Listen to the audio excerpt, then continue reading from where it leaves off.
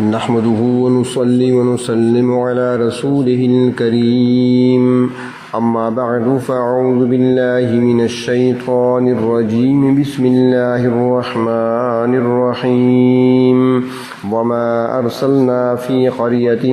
من نذير إلا قال مترفوها إنا بما أرسلتم به كافرون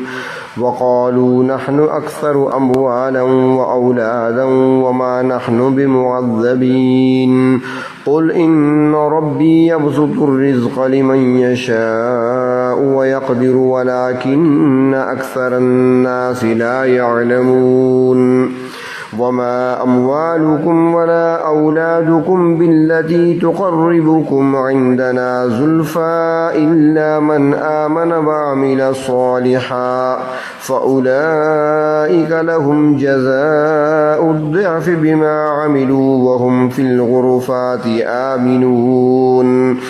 والذين يسعون في آياتنا معاجزين أولئك في العذاب محضرون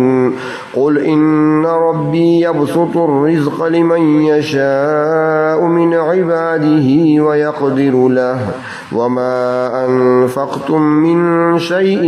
فهو يخلفه وهو خير الرازقين صدق الله مولانا العظيم اللهم صل على سيدنا محمد وعلى آل سيدنا محمد وبارك وسلم سورة سبا کی آیت نمبر 34 تا آیت نمبر 39۔ ان آیات میں یہ بات بیان فرمائی گئی ہے کہ دولت و ثروت اور آل و اولاد کا نشہ انسان کو مغرور بنا دیتا ہے اور پھر وہ انسان کسی کے سامنے سر جھکانا نہیں جانتا، اور یہ آج کوئی نئی بات نہیں ہے بلکہ ہمیشہ دین کے داعیوں کو اس سے سابقہ پڑا ہے۔ فرمایا وما ارسلنا فی قریۃ من نذیر، اور ہم نے نہیں بھیجا کسی بستی میں کوئی ڈر سنانے والا یعنی نبی اور رسول، الا قال مترفوها، مگر یہ کہ اس بستی کے آسودہ حال لوگوں نے کہا انا بما ارسلتم به کافرون، تمہارے ساتھ جو کچھ بھیجا گیا ہے ہم اس کا انکار کرتے ہیں۔ اللہ تبارک و تعالیٰ کے جتنے پیغمبر بھی تشریف لائے سارے پیغمبر بشیر اور نذیر ہوتے ہیں۔ جو لوگ نیک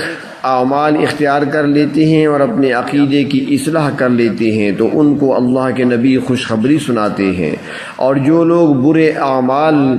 کرتے ہیں اور عقائد کو درست نہیں کرتے تو ان کو اللہ کے عذاب سے ڈراتے ہیں۔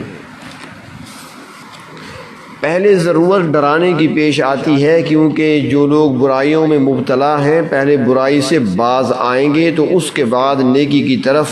راغب ہوں گے۔ اس لیے نبی اکرم صلی اللہ علیہ وسلم کو بھی اللہ تبارک و تعالیٰ نے نبوت کے ابتدائی دور میں یہ حکم دیا، سورۃ مدثر میں ہے قم فانذر، آپ کھڑے ہو جائیں اور لوگوں کو ان کے برے انجام سے ڈرائیں۔ اس آیت مبارکہ میں نبی اکرم صلی اللہ علیہ وسلم کے لیے تسلی کا سامان بھی ہے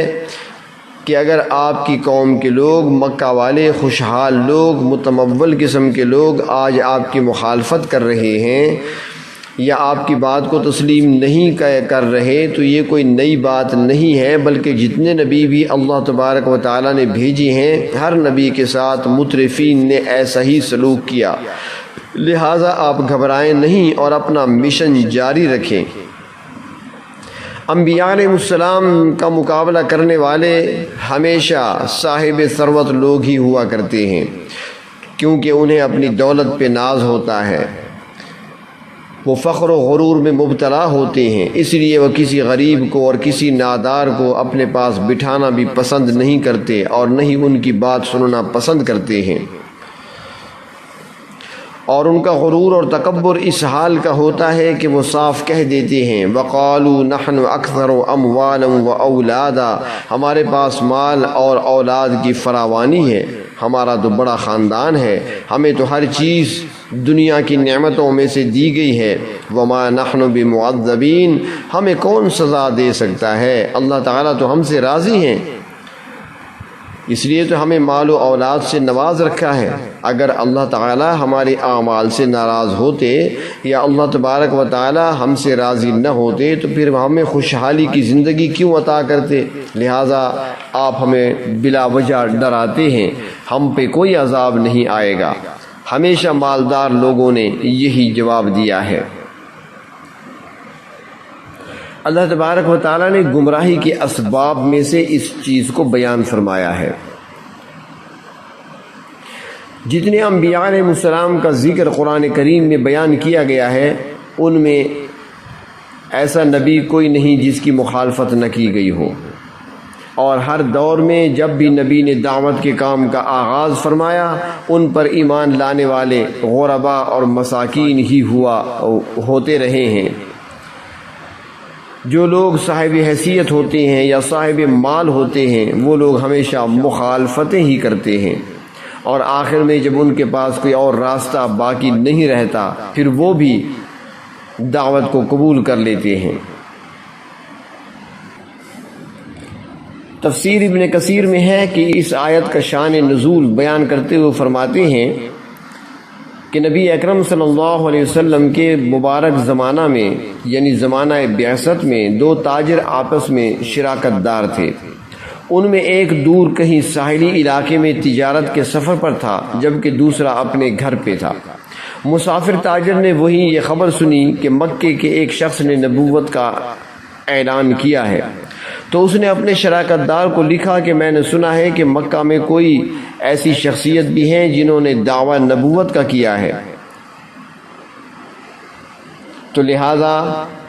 ایسی بات اگر ہے واقعی اور یہ سچ ہے تو مجھے ان کے متعلق بتائیں اور ان کے حالات سے مجھے باخبر کریں۔ جو تاجر مکہ مکرمہ میں تھا اس نے جواب دیا اسے کہ ہاں واقعی مکہ مکرمہ میں عبد المطلب کے پوتے حضرت محمد صلی اللہ علیہ وسلم ہیں جنہوں نے نبوت کا دعویٰ کیا ہے، مگر ان کے پیروکار جو ہیں، جو ان کو ماننے والے ہیں، جو ان پر ایمان لائے ہیں، وہ تو غریب لوگ ہیں، غربا ہیں۔ کسی بڑے آدمی نے ابھی تک ان کی دعوت کو قبول نہیں کیا، ان پر ایمان نہیں لایا۔ جب یہ خط وہاں پہنچا اس مسافر تاجر کے پاس تو اس نے اپنا فوراً سارا کاروبار چھوڑا اور مکہ مکرمہ آیا، اور براہ راست نبی اکرم صلی اللہ علیہ وسلم کی خدمت میں حاضر ہوا، اور نبی اکرم صلی اللہ علیہ وسلم سے دریافت کیا کہ آپ کس چیز کی دعوت دیتے ہیں؟ تو آپ صلی اللہ علیہ وسلم نے فرمایا، میں اللہ کا رسول ہوں، مجھ پر وحی نازل ہوتی ہے، میں توحید اور ایمان کی دعوت دیتا ہوں، برائیوں سے روکتا ہوں۔ تو وہ شخص اسی مجلس میں مشرف باسلام ہوا، یعنی اس نے دعوت اسلام کو قبول کر لیا کہ آپ واقعی اللہ کے رسول ہیں۔ نبی اکرم صلی اللہ علیہ وسلم نے پوچھا کہ تم نے مجھے کس طرح پہچانا؟ وہ کہنے لگا، اس علامت سے کہ آپ کو ماننے والے غریب لوگ ہیں اور دولت مند لوگ اعراض کر رہے ہیں۔ تو تفسیر ابن کثیر میں ہے کہ امام ابن کثیر رحمۃ اللہ علیہ فرماتی ہیں یہ آیت اسی موقع پر نازل ہوئی۔ جو لوگ صاحب مال ہوا کرتے تھے اور انکار کرنے والے تھے، ان کا ذکر اللہ تبارک و تعالیٰ نے دوسری صورتوں میں بھی فرمایا ہے۔ سورۃ واقعہ میں جہاں اللہ تبارک و تعالیٰ نے مجرم لوگوں کا حال بیان کیا ہے، وہاں پہ ارشاد فرمایا کہ انہم کانوا قبل ذلک مترفین وکانوا یصرون علی الحنث العظیم، یہ لوگ پہلے بھی آسودہ حال تھے اور بڑے گناہوں پر اصرار کرتے تھے۔ یہ لوگ کفر اور شرک میں مبتلا تھے اور مال و دولت کے نشے میں کسی دوسرے کی بات سننے کے لیے تیار نہ ہوتے تھے، اور یہی لوگ تھے جو اصلاح کے راستے میں رکاوٹ بنتے تھے تاکہ ان کا ظلم چلتا رہے اور کوئی ان سے پوچھنے والا نہ ہو۔ اللہ تبارک و تعالیٰ نے فرمایا کہ یہ لوگ یہ سمجھ رہے ہیں کہ اللہ تعالیٰ ان پہ راضی ہیں جو اس قدر ان کو مال و دولت دے رکھا ہے۔ اگر یہ چیزیں اللہ تبارک و تعالیٰ کے راضی ہونے کی علامت ہوتی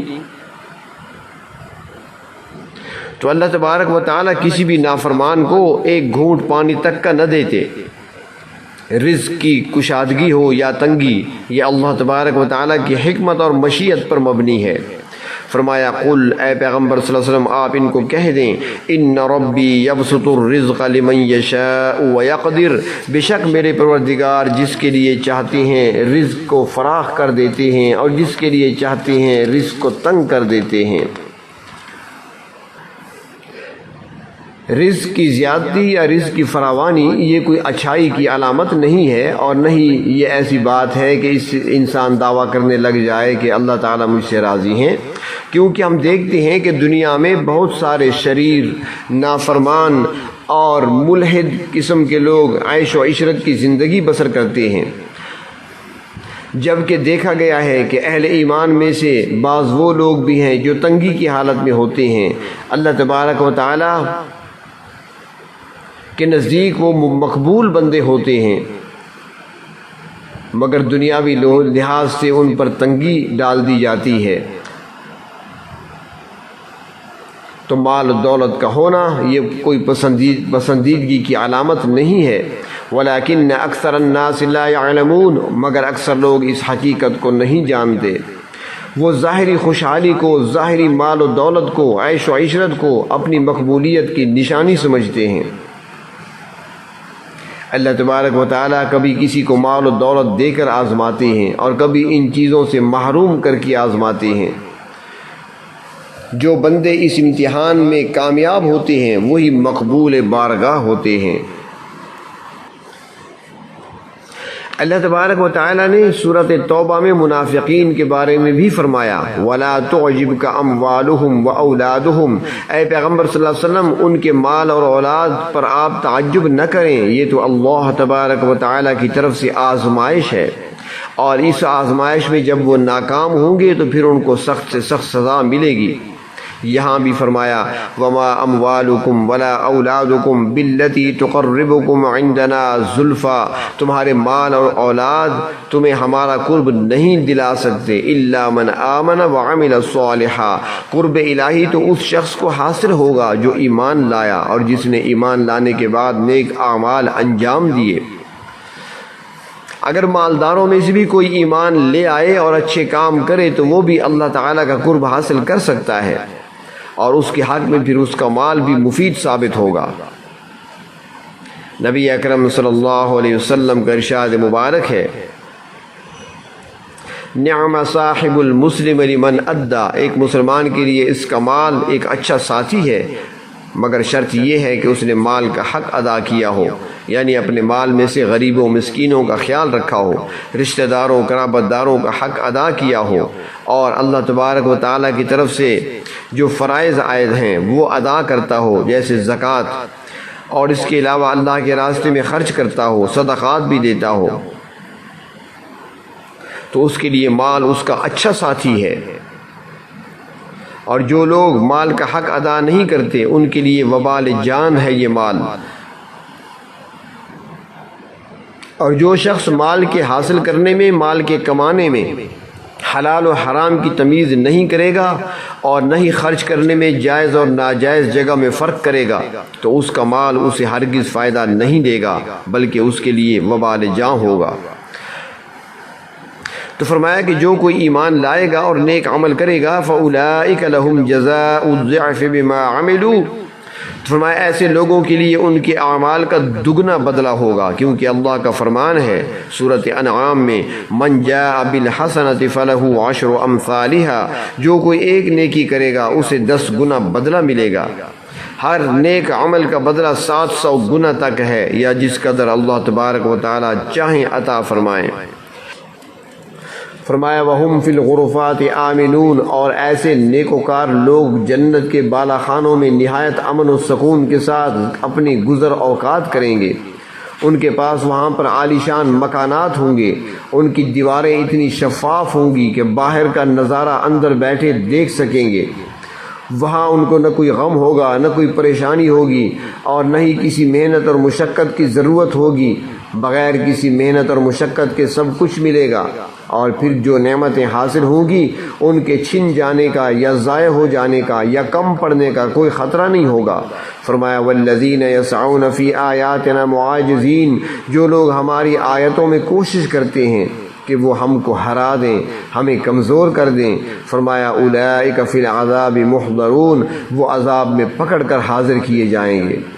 جو لوگ اللہ تبارک و تعالیٰ کی آیات کا مذاق اڑاتے ہیں اور اللہ تبارک و تعالیٰ کے بھیجے ہوئے پروگرام کو ناکام بنانے کی کوشش کرتے ہیں، فرمایا بالآخر عذاب میں پکڑے جائیں گے اور پھر وہاں پر ان کے رہائی کی کوئی صورت ان کے پاس نہیں ہوگی۔ آگے فرمایا قل ان ربی یبسط الرزق لمن یشاء من عباده ویقدر له، اے پیغمبر صلی اللہ علیہ وسلم آپ فرما دیں بے شک میرے پروردگار اپنے بندوں میں سے جس کے لیے چاہتے ہیں رزق کشادہ کر دیتے ہیں اور جس کے لیے چاہتے ہیں تنگ کر دیتے ہیں۔ یہ اللہ تبارک و تعالیٰ کی اپنی حکمت ہے جسے کوئی نہیں جان سکتا۔ وہ اپنی حکمت اور مصلحت کے مطابق ہی روزی کو تقسیم فرماتے ہیں، جس کو زیادہ دیتے ہیں اس کو بھی امتحان میں ڈال دیا جاتا ہے کہ وہ میرے احکام کی کس حد تک پیروی کرتا ہے، اور جس کو کم دیتے ہیں اس کے صبر و شکر کا بھی امتحان دیا جاتا ہے، اور پھر ان کے اعمال کے مطابق جزا اور سزا کا فیصلہ کیا جائے گا۔ جن لوگوں کے پاس مال و دولت ہوا کرتا ہے اکثر وہ لوگ بخیل اور کنجوس واقع ہوتے ہیں۔ اللہ تبارک و تعالیٰ نے فی سبیل اللہ خرچ کرنے کا قانون بھی بتایا، فرمایا وما انفقتم من شیء فهو یخلفہ، تم جو چیز بھی اللہ کے راستے میں خرچ کرتے ہو اللہ تبارک و تعالیٰ ضرور اس کا بدلہ عطا فرماتے ہیں۔ لہذا مال کو صحیح جگہ میں اور صحیح مصرف میں خرچ کرنا چاہیے۔ اپنی ضروریات بھی پوری کرے انسان، مگر حقداروں کے حقوق بھی ادا کرے۔ جس نے مال کا حق ادا نہیں کیا اس کے لیے یہی مال مصیبت بن جائے گا۔ مال کے بدلے کی کئی صورتیں ہیں۔ بعض اوقات دنیا میں اللہ تبارک و تعالیٰ اس مال میں خیر و برکت ڈال دیتے ہیں اور مال میں زیادتی ہو جاتی ہے، کاروبار میں سے نفع حاصل ہونے لگتا ہے، فصل اچھی ہو جاتی ہے، اور کسی تاوان سے، بیماری سے، مقدمہ وغیرہ سے انسان محفوظ رہتا ہے اور انسان کو اطمینان قلب نصیب ہوتا ہے، اسے سکون حاصل ہوتا ہے، اور اللہ تبارک و تعالیٰ کی مخلوق بھی اس سے فائدہ حاصل کرتی ہے۔ نبی اکرم صلی اللہ علیہ وسلم کا فرمان مبارک ہے کہ ہر صبح اللہ تعالیٰ کی طرف سے 2 فرشتے زمین پر اترتے ہیں، ایک دعا کرتا ہے اللہم اعط منفقا، اے اللہ صحیح جگہ پر خرچ کرنے والے کو مزید عطا فرما، اور دوسرا فرشتہ کہتا ہے کہ اے اللہ کنجوس آدمی کو تباہ و برباد فرما۔ تو فرمایا کہ جو کچھ بھی تم خرچ کرتے ہو اللہ تبارک و تعالیٰ اس کا بدلہ دیتے ہیں، وَهُوَ خَيْرُ الرَّازِقِينَ، اللہ تعالیٰ بہتر روزی دینے والے ہیں۔ روزی کے فیصلے پروردگار عالم خود فرماتے ہیں۔ دنیا میں تو اللہ تبارک و تعالیٰ کی منشا کے مطابق رزق ملتا ہے ہر ایک کو، مگر آخرت میں وہ ایمان اور نیکی کی بنیاد پر افضل روزی عطا فرمائیں گے۔ اللہ تبارک و تعالی ہمیں بھی اپنے ان انعام یافتہ بندوں میں شامل فرمائیں۔ وآخر دعوانا ان الحمد للہ رب